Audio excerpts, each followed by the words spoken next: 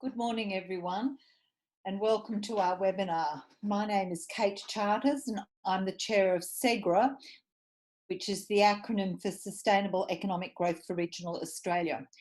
SEGRA is delighted to welcome you to our fourth conversation about the impacts of COVID-19 on regional Australia. We are pleased to be fully subscribed to this timely initiative. Unfortunately, it's not possible to have people talk and ask questions during our panel conversation. There's a chat box on the bottom right-hand corner, and I'd strongly encourage you to use this to have both input, both in terms of questions and information about your own circumstances. Well, we review all the comments for input to future sessions, and also at the end of the webinar, we produce a communique for your reference. The recording of this event will be available on the SEGRA website today. Later, you'll also notice at the top of the chat box is a link to the resources that we've put together. So please feel free to look at that, and we'll send that to you after the webinar as well. So as this pandemic races across the world and Australian state and territory governments work to address the unfolding situation, SEGRA wanted to provide a forum where people who live, work and invest in regional Australia could advance the issues impacting on regional, rural and remote Australia. So the idea of this conversation is to assist in bringing together the key opportunities and issues while hearing firsthand from people tackling the impacts of COVID-19 in regional Australia. These impacts will be across health, the broader community, economy, education, business, lifestyle and well-being, to name a few. Robert has been collating our key issues into a flowchart, and I'll ask him now to talk a little bit more about the mapping of the issues. Thank you, Robert. Thanks, Kate. Yes, I'll do a quick overview. I'll just quickly bring up our map. Right. Yes, well, this whole conversation is about, I suppose, us realising very early on that this pandemic will end, and what will regional Australia be like at the end of it, and how can we influence this change in a way that it is going to strengthen regional Australia rather than weaken it. And I suppose it really is a theme of action and sort of positive thinking. The mind map's sort of been evolving quite well in the last couple of weeks. Today I'll do a very quick overview because I want to follow up probably more on Friday's session about what's starting to emerge. The map at the moment is similar to last Friday. These sort of issue areas are starting to be reinforced, and it's seeming to start to capture some of the common themes. We're obviously very early in this conversation. We expect this to become a lot richer and layered as we move on. So it's some way, I suppose, of helping people visualise the things we need to look at and how we might get to Regional Australia 2.0. A couple of things are starting to really emerge around digital capability and consumers, the online shift that we're all experiencing. And in that context, there's the question I'd like to ask the audience today, because Kate and I are thinking that to balance some of this process which we're involved in now, which will give us some long-term outcomes, at the other end of the spectrum here is regional businesses suffering right now. And we've identified employment, youth, all those aspects as critical to the future of regional Australia. But businesses are really, particularly in hospitality, are stuck. They're panicking, they're not sure what to do. And I'm suggesting and sort of asking the audience here if you think this would be useful, that on next Wednesday, I was looking at putting together a 45-minute session for exactly local businesses, what they can do immediately to reconnect with the customers, some of the latest global thinking on online marketing, and what can happen right now to try and ensure the businesses at least start getting some of this in play. If we all know the customers are online, there are a lot of interesting things to do. I've been developing a network overseas for a number of years now through local business marketers, and trying to identify the best ideas that we can apply to regional business, because we also say regional employment is critical, and youth employment. So what I'm suggesting is we could put together a 45-minute session next week, particularly as almost like a survival guide for COVID-19 and local business. It will be full of basically practical stuff that's happening right now that business can do straight away, literally to try and reconnect with their customers, give them some sense of confidence in that area. And it possibly, if the interest is there, we could do that just through the next 4 weeks on Wednesdays for April. Because to tell you the truth, for regional business right now that's affected, it's what they do in the next 4 weeks is really going to help them survive this. And I think there's part of getting information out there that's practical and useful this minute, I think is critical if we want our Main Street businesses to be there when we get to Regional Australia 2.0. So if you guys think that might be useful, we'd be keen to run that next Wednesday. And if you think it's okay, it'd be great if your networks, you could maybe get some local businesses to turn up, because it will be nuts and bolts, what you're doing, what's happening overseas, how you can get hospitality working with delivery takeaway, exactly what they're doing. And I'll be looking at some of the initiatives I'm thinking about in my own region. So I'll leave that over to you guys, but we're pretty keen to probably run a test session next Wednesday. I'll hand this back now to Kate. Thanks, Robert. And now if I could just tell you, turn now to Anita. Anita Rank is the Mayor of Glenelg Shire, and we're very pleased to have to welcome you to the webinar today. My first question for you is probably what's happening in your region in regard to COVID-19 and what effects are you noticing? Yeah, look, thank you. The other role I have is I also happen to be on my local hospital board, so I'm sitting across a whole lot of information. But I suppose from a local government perspective, it's been the cancelling of services on a daily basis, and that's probably in response to announcements that have been made, whether it be state or federally. And so that's what's really happening, and I think that's what the community is seeing at the cold face. I suppose where we're at the moment is that we're down to providing essential services, and really that's just waste management, so making sure that we pick up rubbish and probably looking after our vulnerable through our home care and children's services. So that's about it at the moment. Thanks, Anita. Now, if I could just throw now to Fiona. Fiona is a recently retired Deputy Mayor of Boulogne Shire, but also is the Chair of Radi A Darling Downs Southwest. So, Fiona, what are you seeing happening out in the regions in the Darling Downs Southwest? One of the big challenges we're experiencing at the moment is that although we've had to close down a lot of services, we're seeing a huge influx of people from the city with their caravans, and it's created a lot of confusions because as we've had, you know, the advice from federal through to state about closing, well, technically it wasn't a closure of borders, but it has created a lot of confusion, a lot of people coming from down south trying to get into Queensland, they're trying to use our caravan parks and our facilities when we're in fact trying to keep people away. And it's a really difficult message to sell because usually in the tourism season, we're saying, come, come, come. And now we're saying, please don't come, please. So that's one of the challenges we're experiencing. And our local disaster management group has really been struggling with that. Probably the other challenge for our community at the moment is, because I also sit on a Health and Hospital Board, and they are the lead agency in this response. However, it's the local government that has to be the one communicating the information out to the people. And that has created some angst, to be perfectly frank, because Queensland Health have been quite particular about they're not going to be the front person saying this, council should be, and occasionally our message hasn't been what they've wanted. So it has been a confusing time for the community and a frustrating time because they are quite upset at seeing all of these people come into their town and they have wanted to keep it safe. Yeah, thank you, Fiona.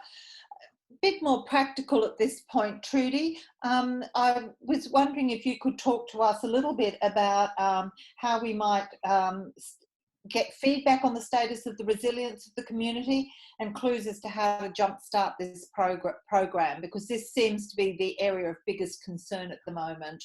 Yeah, certainly. Thanks, Kate. Just so for those that don't know, we look after, we cover 10 local governments in Queensland, so everything west of Toowoomba. And there's been a bit of a difference in what's actually been delivering through the local governments. And our role is to try and collate some information and feedback to the federal government as to what's happening on the ground. So we've just started a bit of a spreadsheet to keep a track of what local governments are doing, and we're seeing a difference. Some of the things we're tracking, which is related to your question around resilience indicators though, is from a local government point of view, we're looking at what changes they've made to fees and charges, to infrastructure charges, to accelerating supplier contracts as well, if they've done any pausing of debt recovery. And the other one that we're really keeping an eye on is anything that they're doing in regards to local procurement. So you touched on, Robert, that we really want to make sure that post-COVID we're hitting the ground running, and we see an opportunity in making sure that not only our local governments but our state and federal funded projects are very, very focused on local procurement, and even the smaller projects getting as much local procurement as possible, so that our small businesses actually get some assistance and some support locally and get that work coming through our doors. That, I think, will have the flow-on effect to what you were asking, Kate, which is the jobs factor in that, or in all of that. You also asked about resilience. Did you want me to talk about that as well? Good, yeah. I guess that's an area that's become of great concern, particularly with our more vulnerable people, but also how to generally strengthen the social fabric.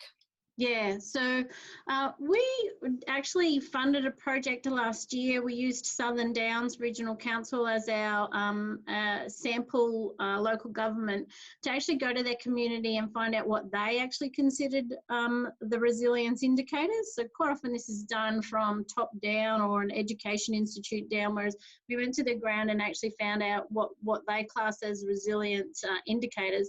And just a quick summary of that is that one is certainly the economy, and there's a whole heap in there. Another is infrastructure and services. Another one was natural environment, health and well-being, and fulfillment and connections, and then community function, engagement, and decision-making. So they were the parameters, and then under them we had other subheadings, but the community actually put those together, and that was the feedback, and we've collected those. So that's something that we're having a look at across our 10 councils. We're very lucky we fund ID Profile. So I know some people have REM plan or other ways to look at these indicators. We actually fund ID Profile across our 10 councils so that we can keep an eye on what's the economic impact. And we're working very closely with them at the moment to put together another set of indicators specific around COVID. So obviously they're creating that, this is all still in progress.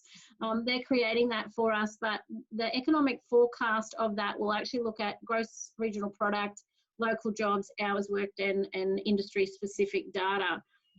So we're very keen to work with ID Profile to get that data back, because then we can have a look at our 10 local governments and find out who are going to have the best impact post-COVID and the worst impact, and we'll certainly be wanting to work to minimise the impact across the region. I've got a question for Fiona. I was just wondering, in this context about you mentioning, we were talking a bit earlier about actually bandwidth. I'm wondering your thoughts on the back of all the information from the drought, the floods, the fires. What's the challenge here with COVID in regional Australia? We're going to really have to rethink how we might try and even connect or message to these communities.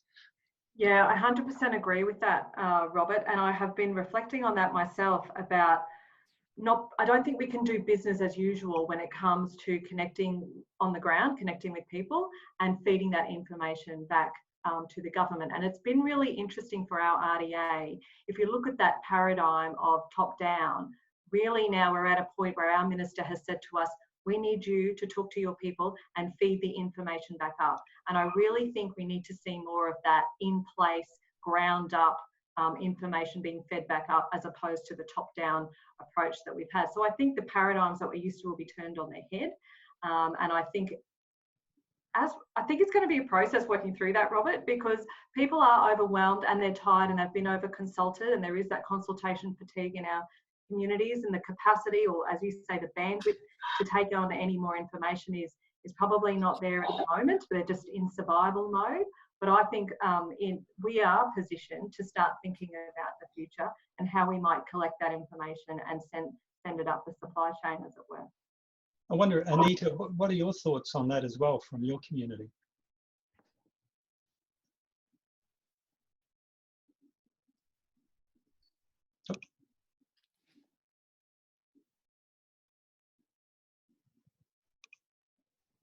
I might hand back That was to for you, Anita.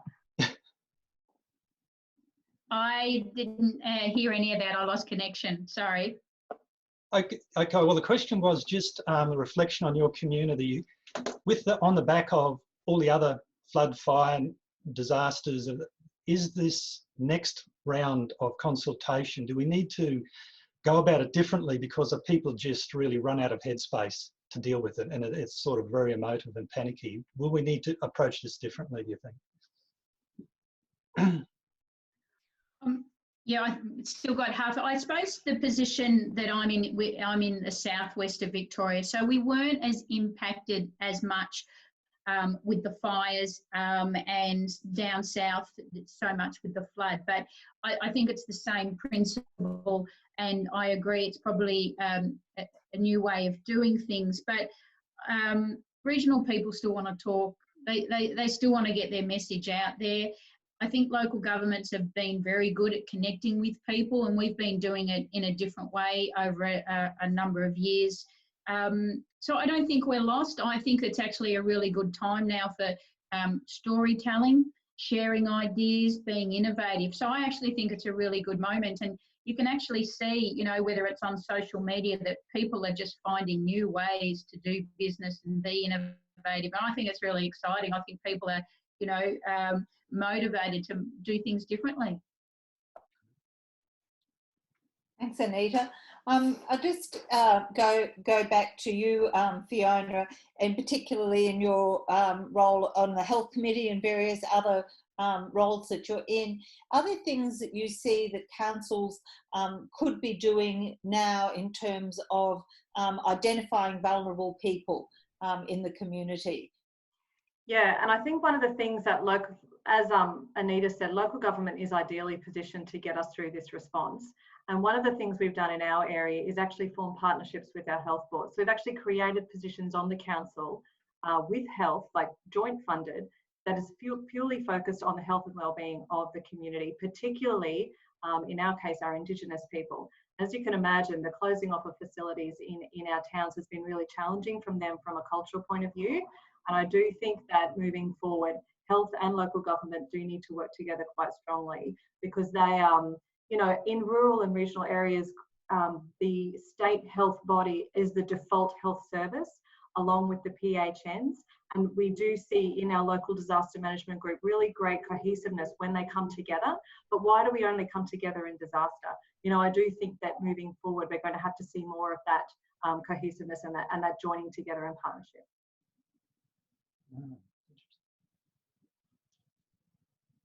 Thanks, Fiona.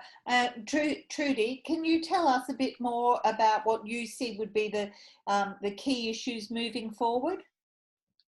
Yeah, I think for us, we're certainly in a different space, and you know, we touched on it earlier about how many people have had to be forced to embrace being online and being digital. And the questions out there, whether or not you call it an issue or whether or not you call it an opportunity, is how many businesses will now realise that this is very doable. This is you know, online can be done. You can hold meetings this way. You can have staff remote.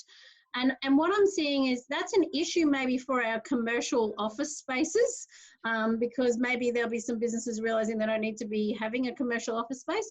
But I think the opportunity for rural, regional and remote is you can have lifestyle and you can work remotely. This idea that you have to live in a capital city to have a decent job, you know, these people who are in capital cities are all sitting in their homes right now and working. That home could be downtown St George. That home could be Cunnamulla. That home could be, you know, the on the banks, you know, down at Thargomindah. You know, like we could do this stuff. And I think, yes, it's an issue maybe for our commercial office spaces, but it's certainly an opportunity, I think, for regional, rural and remote. And we should get on the front foot of that.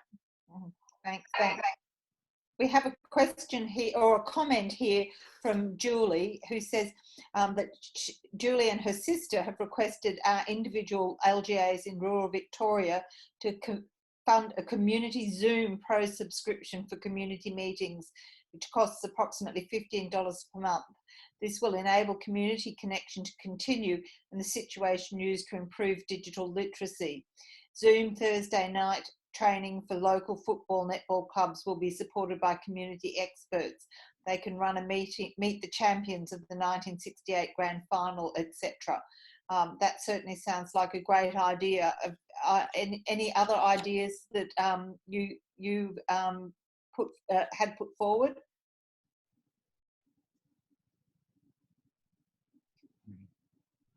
In terms of Zoom, do you feel that I guess I'm still trying to unpack how we can find the vulnerable in the communities and provide some service support for them. Have you done anything in that space particularly, Anita? Oh no, Trudi, sorry, you go. Sorry, yeah, I could talk to USQ, our local university, did a piece of work on 2 remote towns out in Western Queensland, and one had Wi-Fi provided by their local government and one didn't. And in the town where they had Wi-Fi provided by the local government, the people who had come with skills to the town and had a skilled job and their partner might not be working, they started doing things like they missed the gym. And having a gym. It was a very small town, and so they set up in the park with a TV a virtual gym, and another gym was held. So we're seeing they did that like 12-18 months ago to keep this town feeling like they were connected, and I think Zoom is a great way to do that. I mean, there's other platforms as well, but the key to us across our region is we're assuming that there's digital connectivity, and that I think is the space we're missing right now. There is so much available online, you know, and Robert, you're talking about that small business services, the Australian Small Business Advisory Service is rolling out webinars left, right and centre, the Chambers of Commerce, is so much available at the moment, all on the assumption that you're able to get online. Even if you look at these packages that the government have rolled out, and there's been some brilliant ones, yesterday's would have to be the best, but there's an assumption again that you go online to read up about it, work out the criteria and you'll apply online. There's a big gap out there, and when you talk about vulnerable communities, Kate, I think our most vulnerable at the moment are those without digital connectivity.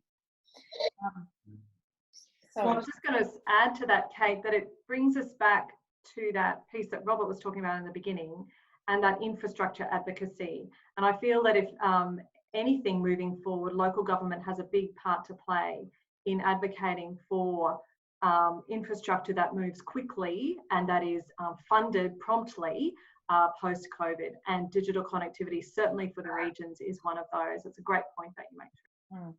And I think also people are using their phones a lot for this service, and that again highlights the importance of phone connectivity as well.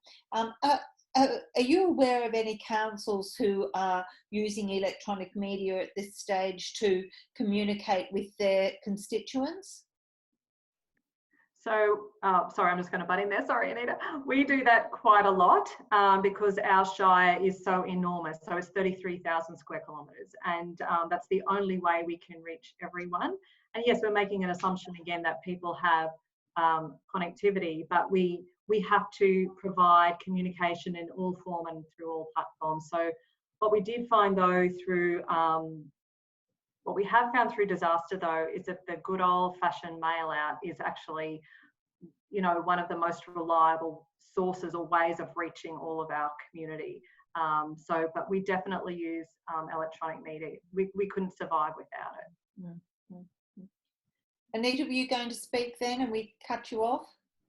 Oh, that's okay. Actually, I might have to go and open my door so that I can get better connectivity into my room, because there's a couple of issues, and I'll only talk briefly, is here in Victoria, we're actually trying to unpack how councils can actually legally hold meetings. We've got some stuff in the Constitution around that we have to, must have been set up in 1906, as we know, and hasn't been changed, is you actually have to physically be in person to meet as a council in Victoria. So we're trying to get that changed, because it's just, we can't do that anymore. Yes, and the digital connectivity we've been advocating across Australia for some time, and I think this is a place where the local, state and federal, because they're the ones that are handing out the money for black spot funding. But just to go back to the original one around how we're using this space, and again, we're seeing great examples of how we are reaching people and trying to provide those services that we were providing just in a different way. And an example is, you know, at our local libraries, who have become community hubs everywhere, we would have story time, and so now we're taking that online.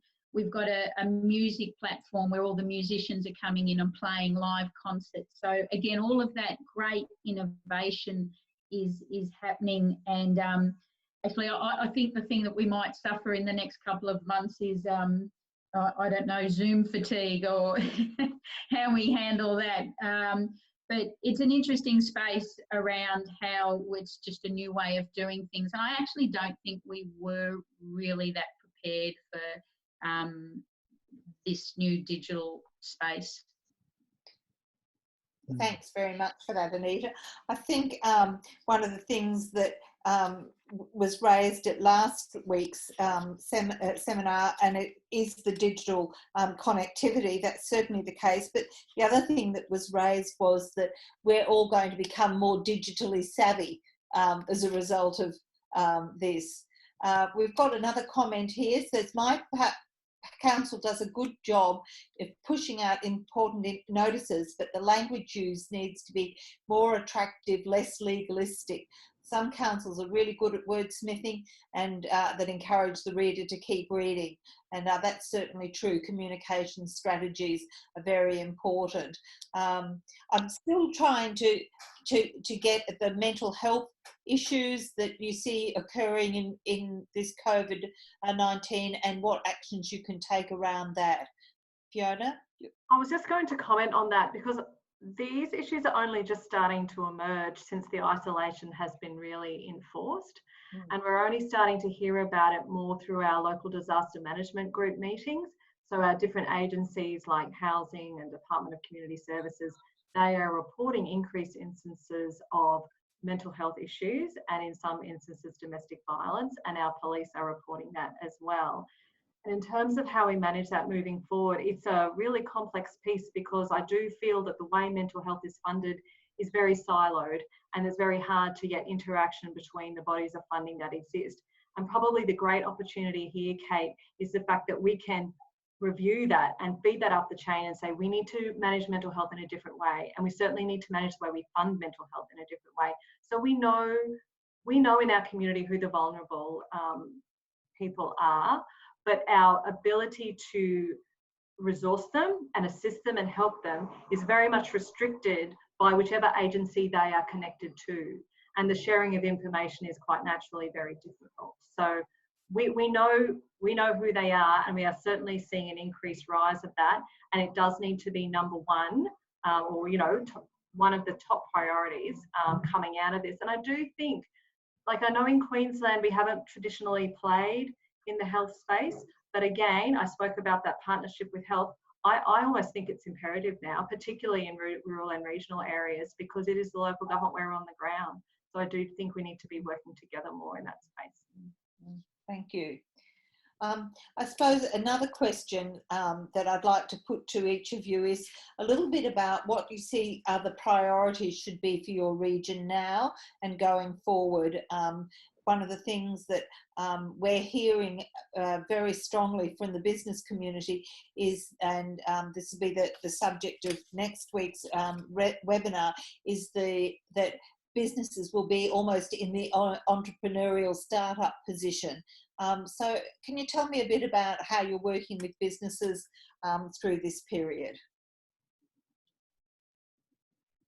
You can start, Fiona. Well, our council has a very strong relationship with our chambers of commerce, and certainly our RDA, and Trudi can talk more about this, but we have very strong relationships with our chambers and other organisations across the Darling Downs. I think that it's almost a little bit too soon. However, I think that moving forward, what I would say is that councils need to be more heavily engaged. So actually going, rather than just expecting chambers and business to come to them, they need to go to them and have the conversation physically and understand at a real, grassroots level, what are you experiencing and how can we help? Because we just don't want to make an assumption that a package that falls out of the feds is going to make it all better for them. So I absolutely think that to meet with them at a really personal level, and Trudi does a beautiful job of that for our RDA, is going to be really key to understanding that. And local government, again, has a really strong part to play in that. And I was just thinking, and I'm just going to add this very quickly, because as we talk about economic recovery for the regions, it is very much tied into community connection and social fabric. And I do think it is a chicken and egg thing. I don't think you can have one without the other. So I think they need to go together. Thanks. Anita, have you got something you'd like to add to that conversation? Look, I think it might be for us down here maybe a little bit too early. I think we might need to map how we unwind and work with those communities, those businesses. I mean, do they want to actually go back to where they were? Do they, what was their business model like, or their business plan? And we do find that many of them don't have them. So it may be that they need to think about what their business does look like, what the products are, whether they are going online, and whether or not what they were actually selling is still viable and important to how we're going to translate. So look, I'm not too sure at this stage in this space, but I think it just might be a little bit of self-reflecting on businesses around how they can redesign their themselves.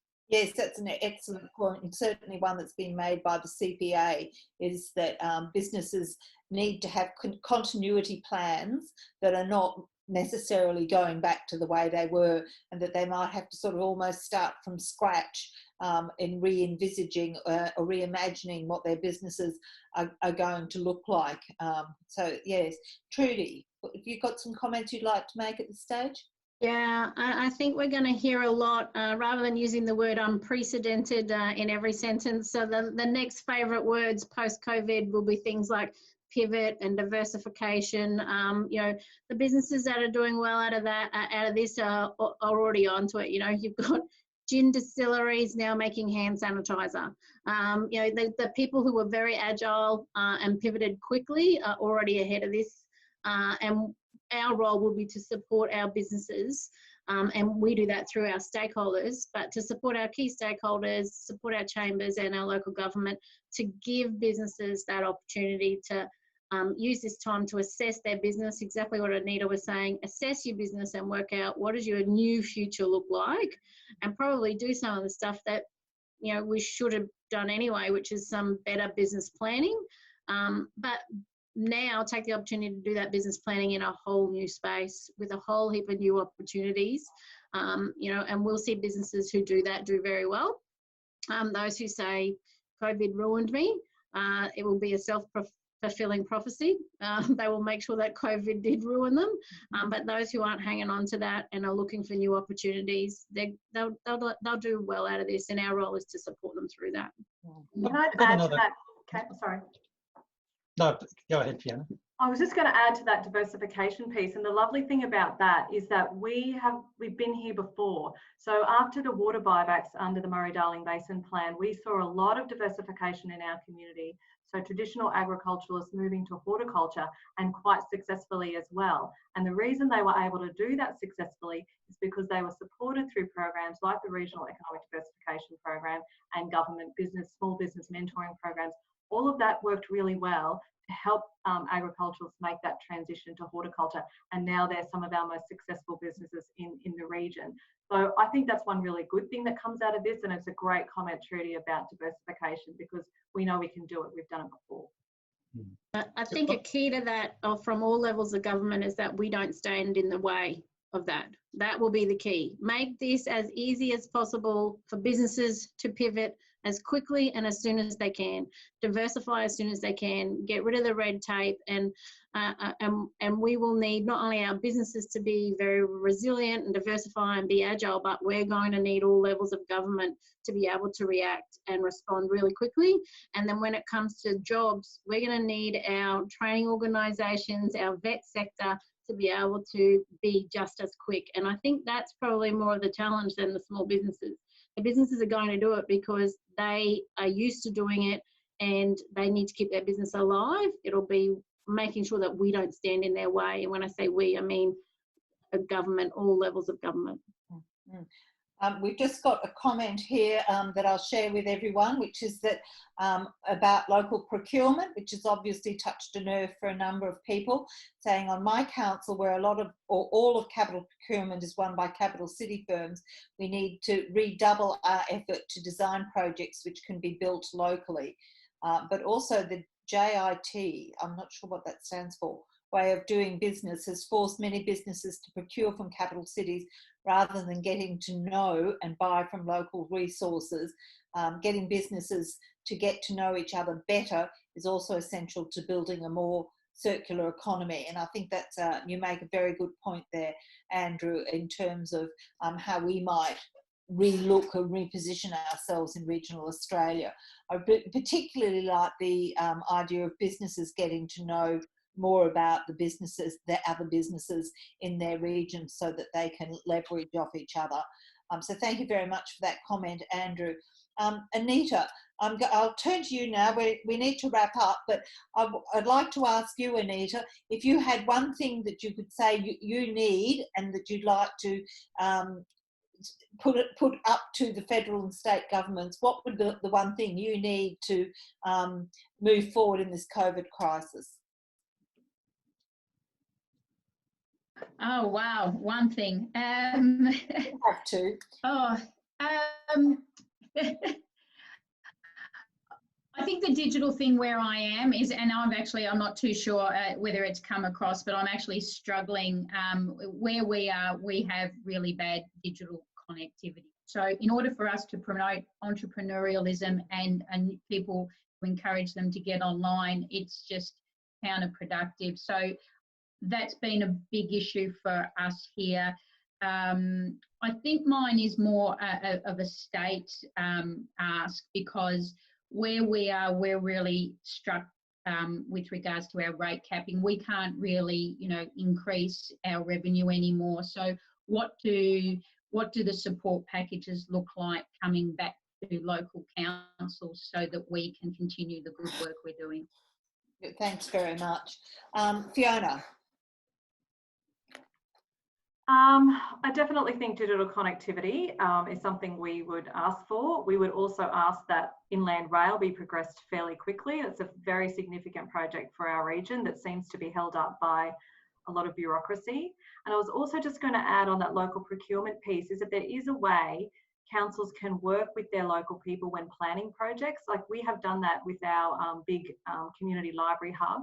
And as we did the planning and the architectural drawings and the community consultation, we would get our local builders in so they knew what was coming so that they could skill up in preparation for that. So I think it's a really great point Trudi made about the skilling. Thanks. And Trudi, we've just got a few minutes left. If you've got something that you would like to say would be one of the things or two of the things that we're wanting from the bottom up, what we want to tell state and federal government at this stage about what would best meet our needs. Yeah, so RDA sit in that role where we're talking to our key stakeholders and being that conduit back to the feds, and we've never been asked more, apart from the last couple of weeks, to be constantly giving that feedback to the federal government. So from the bottom up, please keep it going, keep giving us the feedback. To the point around digital connectivity, my main concern is we usually find out on the ground where the digital connectivity is not. And at the moment, none of us can be on the ground. So post-COVID, I think we've got some work to do there to find out who wasn't connected, more importantly than who was. Well, look, thank you very much for that. It's been a very interesting webinar today, particularly hearing from people who are really on the ground. So thank you all very much for your participation. Days. I've just got one more question. I think I've got time to sneak it in. Question, LGA's role in one, applying pressure on government for better connectivity, critical for mental and physical health as well as business. LGA's role in putting pressure on state and federal governments to sort this out. RTOs and ASQA, if seamless further education is to be supported in rural regional areas, so critical to have Australia-wide practical decisions. Anyone got a comment on that? And Anita's just put through a point. So Anita, you can have a final say. Oh, that was just a comment. I don't need to go. It's quite obvious in here. Everyone's going back to normal and we're cooking things and baking things. It's a great thing. But just with the point that Julie's raised is the feds of the state need to unpack how we do our education. I mean, we've got university students that have all come home and they're distance learning. And, you know, my son's been told he's not going to probably go back to uni for another year. So what does that look like now moving forward, how we do distance education? And how we respond to having young people in our communities, more young people in our communities. And Jim talked about that last week, the importance of education, empowerment, and opportunity for career progression, etc., in regional Australia. Presumably the students who are working online are internet savvy, and so that is something perhaps we can capitalise on. I know the social isolation, but my daughter certainly helps me with digitalisation, and I wouldn't be able to use her if she wasn't working from home. So I'm sure that there'd be other people in that situation. So we need to wrap up now. I could take one or two extra comments if someone's feeling that there's an issue or a project that they want to promote. Fiona? No, I think it's been a really interesting conversation. Thank you, Kate, and I really appreciate the opportunity to be here. Thank you. And thank you, Anita, for your input. That's been very valuable. And Trudi, if you've got any closing remarks you'd like to make? No, thanks for the opportunity. These are great. Let's get it out to more regional and remote and rural areas, or at least those that have got digital connectivity. Yes, and I think we'll have to really look at the impact of lack of connectivity on our social fabric as well as on our businesses now. I think that's been a strong message that's come out of today's presentations. So thank you all very much for your participation. We'll be circulating a communique that captures the ideas in today's conversations and remarks in the chat box. We'll also have in our latest news section on the SEGRA website under the general button, put together some useful websites for people to access and some resources there. If you'd like to contact me directly, my email is katecharters.com.au and Roberts is robert@vitalplaces.com.au. We'll also have another webinar on Friday, and we'll have it at that webinar Colin Kinnear, and who's the founder of Startup Ramp, and Chad Renando, who's worked again in Southwest Queensland on community entrepreneurship. So thank you very much. Look forward to speaking to those who can join us on Friday, but we will have the videos up on our website as well. Okay, thank you very much.